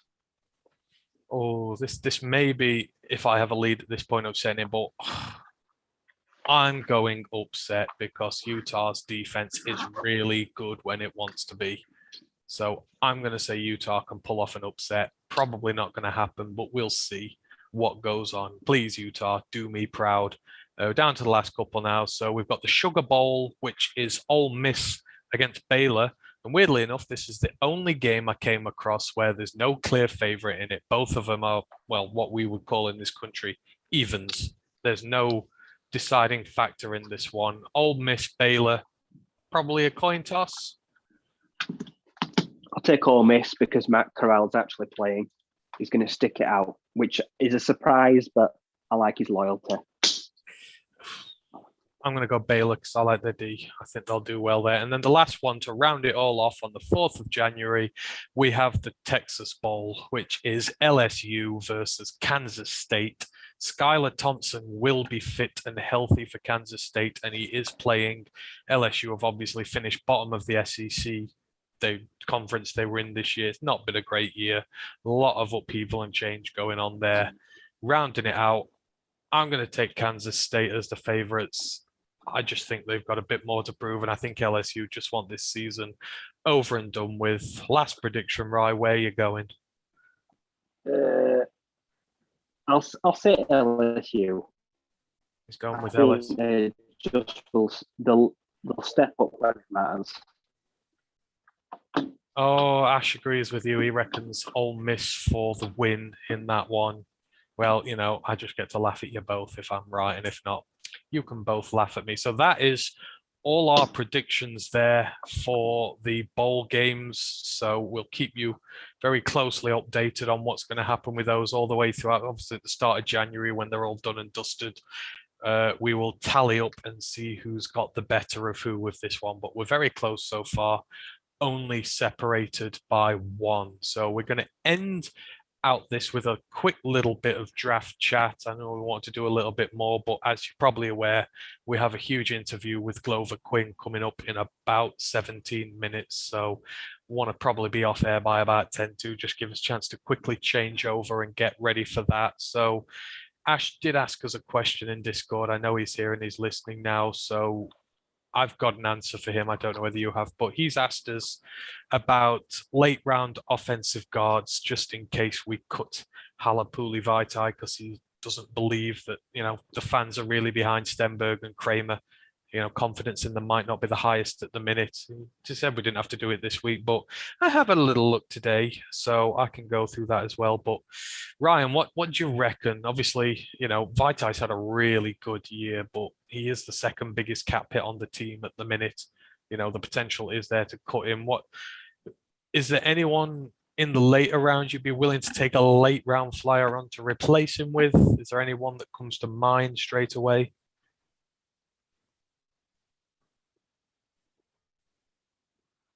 Yeah, I've got two names. I've got Logan Bruss, who is a guard from Wisconsin. So he's an expert, you could say, in run blocking because they're such a run heavy offense. He's not the biggest. He's only 6'3", so he's also not the heaviest either. But he's got good footwork, good handwork, and I think he's a solid option later rounds there. And also I've got Donovan West, a long-term star at Arizona State. He's going to be entering the draft this year. He's played at a multitude of positions. Big guy, a bit of a mauler. Also comes from a good run background. They need to probably work on pass pro, but he's got a nice big frame. He's got the experience under his belt as well. I feel like he's someone that could go in the later rounds there, could play in a multitude of positions, but I believe he's sitting out this bowl game in draft preparation.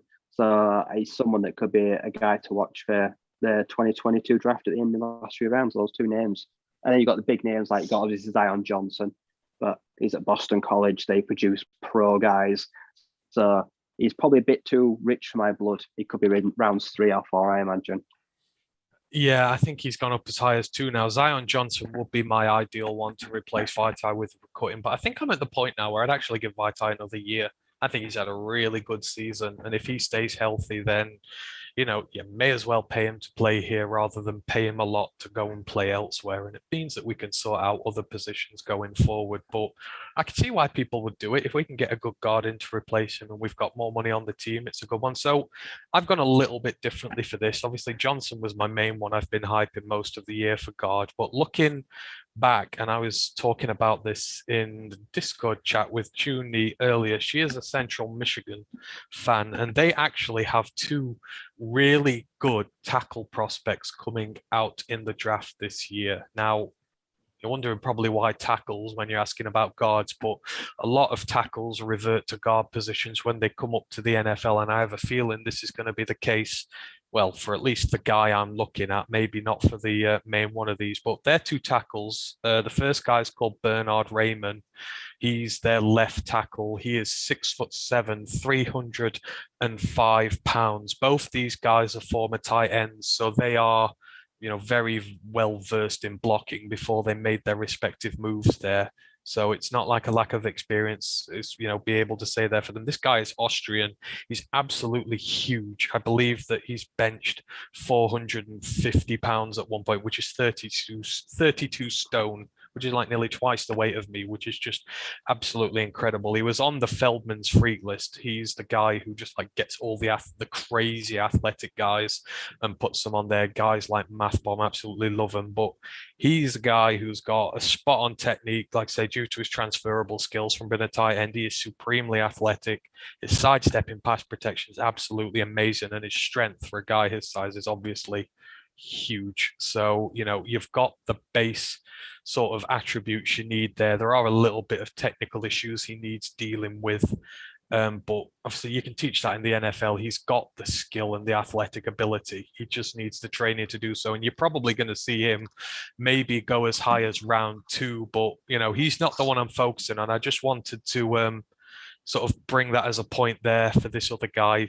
Central Michigan do develop really good offensive linemen. And the one I'm really looking at, he's called Luke Godicki. He is an offensive tackle / guard. He's projected to be a right guard in the draft. Again, he's another Chippewa from Central Michigan. He is 6'5", 310 pounds. As I say, he's a former tight end who's been converted onto the offensive line. He's got vast run blocking experience all the way through from high school playing there. In 425 pass snaps, he's given up just 7 pressures and he's not given up a single sack. Now, his modus operandi is run blocking. This guy, and I've watched tape on him. I spent today watching some. He gets out to the second level so quick for such a big guy. His run blocking, he gets off his initial block, he gets into linebackers, secondary guys, and opens up some really big running lanes for his rushing backs. And he's also a guy who finishes off his tackles. He doesn't just sort of give them a little push and run on. Now, he'll absolutely destroy him. He's a guy who likes to do that. He's entirely in the Dan Campbell mold. So the run game is where he's really good, but it's in his pass protection where he's really, for me, it's really impressive. He's got such good hands and his grappling ability is second to none. The second he gets hold of an edge rusher, I made this point, it's like a spider catching a fly in his web. They just cannot break from him. As soon as he's got them, he puts them where he wants them. He can lever them out the way. And as you've seen, with 0 sacks given, it's really hard for people to get past him just because of his hand movement. Obviously, the one issue, he does have a guy his size. Bigger tackles like this have a problem with really speedy edge rushers who are able to sort of get underneath them, get a bit of leverage on them, or get down quick round the outside. That is a problem he's going to have to overcome coming up to the NFL level. But for what you're getting for, he's going to go a lot later in the draft. I'd reckon probably 5, 6, maybe even later than that. This is really a project guy who's got the raw tools. He can play at tackle, he can play at guard, which gives you a bit of versatility on the line. And, I think he's a really intriguing prospect. And both these guys are actually going to the Senior Bowl.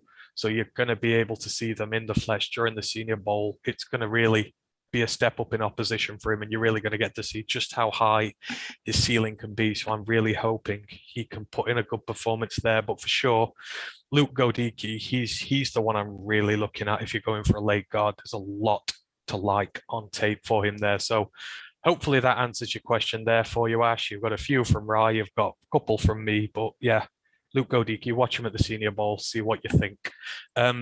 Is there anything else you want to quickly go through, Rye, before we finish this week? Nope, that's everything. Things are nearly done, which is kind of sad. I can't believe we're here already. I know. I keep saying it every week, but it feels like not that long ago since we started doing this college pod, and like a full season has already elapsed. Obviously, we've got the college. We've got the FBS playoffs to look forward to. I forgot to mention they are on the 1st of January, so we've not done predictions for them because obviously there's a long way to go yet, and there's been a COVID outbreak in Georgia's ranks, so we don't know what's going to happen.